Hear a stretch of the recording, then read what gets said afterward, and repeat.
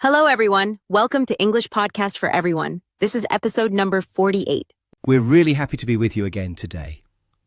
Today, we're going to talk about a very important topic for all English learners. We'll be discussing conversation practice activities.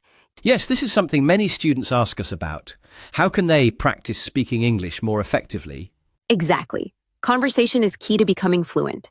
It helps you use grammar and vocabulary in real situations. It also builds confidence.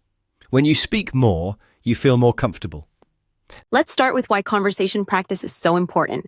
First, it makes your English active. You're not just reading or listening, you're actually producing language. That's true. Many students can understand English well, but they find it difficult to speak. Speaking requires different skills. Yes. When you speak, you need to think quickly. You need to choose the right words and put them in the correct order. Conversation practice also helps you learn natural phrases and expressions. Textbooks sometimes teach formal English, but in conversations, people use more natural language. Absolutely. You learn idioms, phrasal verbs, and common expressions that native speakers use every day. Another benefit is improving your listening skills. When you're having a conversation, you listen carefully to understand the other person. This is called active listening. And you learn to respond appropriately. This is a big part of communication. Now let's move on to practical activities. What can beginners do to start practicing conversation? For beginners, it's important to start small. Don't try to have a long, complex discussion right away. A good first step is practicing simple introductions. For example, introduce yourself in front of a mirror. Say your name, where you're from, and what you do. You can also record yourself. Use your phone to record your voice, then listen back. This helps you identify areas for improvement. Another idea for beginners is to describe simple objects around you. Look at a cup and say, "This is a cup, it's white. I drink water from it." Or describe your daily routine. I wake up at 7 a.m., I brush my teeth, I eat breakfast. Keep it simple.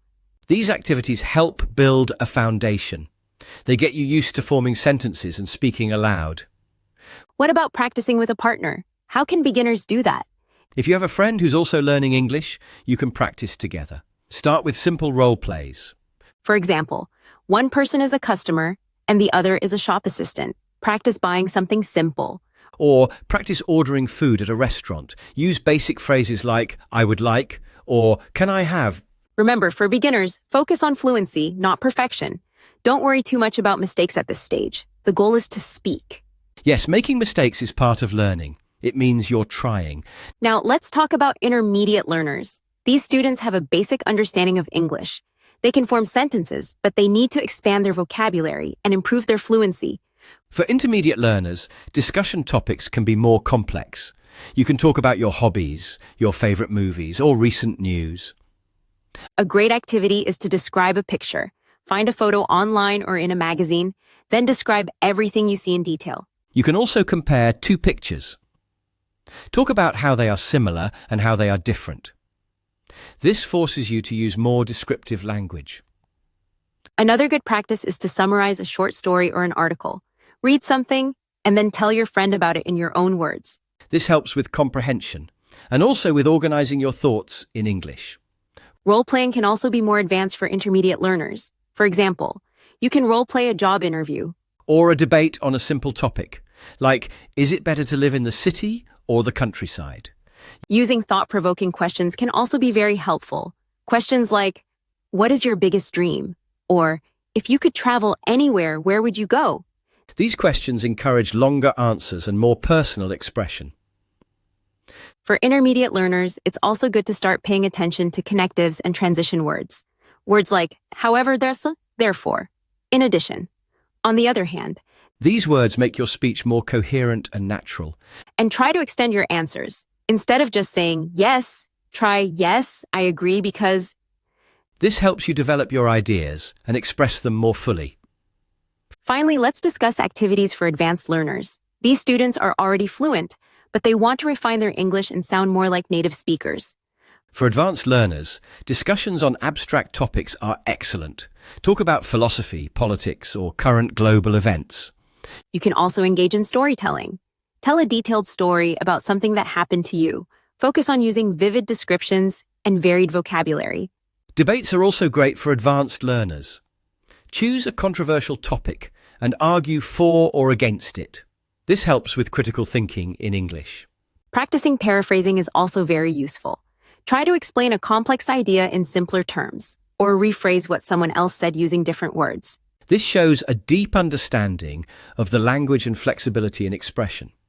For advanced learners, paying attention to nuances in meaning is important. For example, the difference between say, tell, and speak.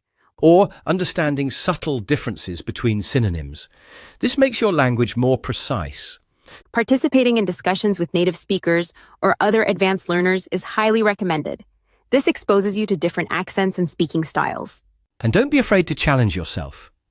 Try to use new vocabulary and complex grammatical structures that you're learning. For example, try to use conditional sentences or passive voice naturally in your conversation. Another advanced activity is to summarize academic papers or complex reports orally. This tests your ability to synthesize information in English. And finally, for all levels, but especially for advanced learners, try to identify your own speaking weaknesses. Do you repeat certain words? Do you use filler words too often? Then, actively work on improving those specific areas. Maybe you focus on using more varied verbs, for example.